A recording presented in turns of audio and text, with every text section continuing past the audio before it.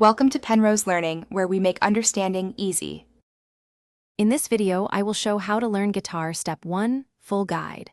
Start by choosing a comfortable guitar and tuning it accurately, then focus on posture and hand placement to avoid bad habits.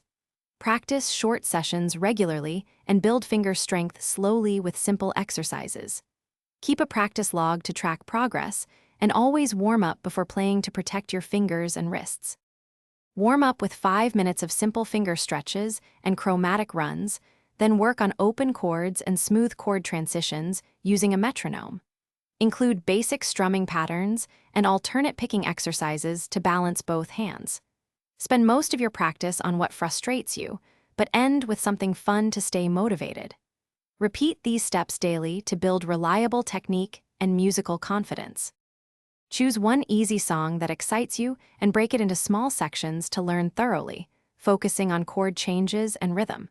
Play each section slowly until it feels natural, then gradually increase the tempo while keeping it clean. Record yourself to spot issues and practice problem spots more frequently. Celebrate small wins and layer complexity as your confidence grows to keep progress steady and enjoyable.